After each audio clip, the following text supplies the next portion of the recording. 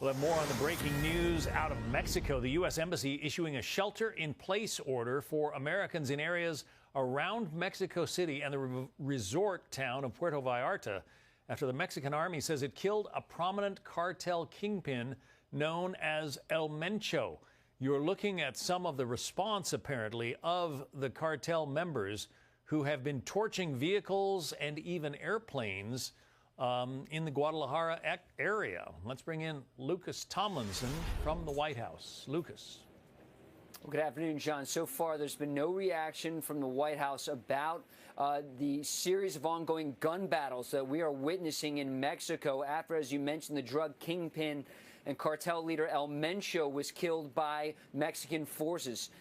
We've heard from the Pentagon that the Joint Interagency Task Force Counter Cartel did assist Mexican forces, not likely with boots on the ground, John, but with intelligence sharing. But after El Mencho has been killed, we've seen a series of warfare, frankly, going on across Mexico. In Puerto Vallarta, in Guadalajara, we saw images from the airport. And, of course, thousands of American tourists visit Mexico throughout the year, certainly during the winter months in the United States.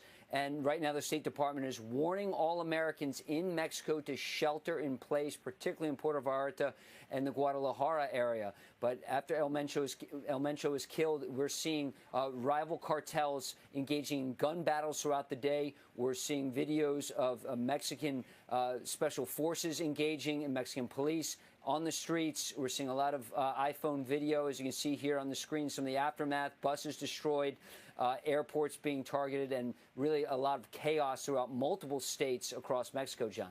Yeah, I've seen a jetliner on fire sent by one of my aviation buddies. It's a serious situation. The president has warned that the cartels, are essentially foreign terrorist organizations, and he's talked about potentially sending U.S. forces after them. Doesn't sound like that is happening yet, Lucas. It hasn't happened yet, but many U.S. special operators have been active along the Mexico-U.S. border, John. And, of course, when President Trump came back to office, obviously securing that southern border was a top priority for the president. In fact, something you'll probably hear Tuesday night in the State of the Union about how the border has been locked down. We're not getting illegal aliens coming into the United States. That's something the president has touted many times. But the situation in Mexico is very volatile, as we're reminded of today. You have rival cartel leaders, men who possess billions of dollars. They're engaged in the drug trade, a drug trade that is still active, very flourishing. And they are getting some assistance from the U.S. military in terms of intelligence sharing. And President Trump himself has threatened drone strikes in Mexico. Remember, going back to his first term with Mark Esper, in his memoir, Mark Esper said he was horrified to hear President Trump talk about potentially launching drone strikes into Mexico. Remember, after the Maduro raid, there were some warnings from the White House that if Mexico doesn't get their act together dealing with these cartels, not necessarily something like what happened to Maduro and his wife would be next, but there was a warning. Need you, Claudia Sheinbaum, the leader of Mexico, to do more against these drug cartels, and perhaps she was listening, and that was the result of today, John. Yeah, well, those are horrific images of the burned-out buses and other attacks that the cartels have been initiating there just to blow off some steam, and they're taking innocent civilians in the process. Yeah, turf war. Yeah, let's hope we do not see that kind of thing in this country. Lucas Tomlinson, thank you.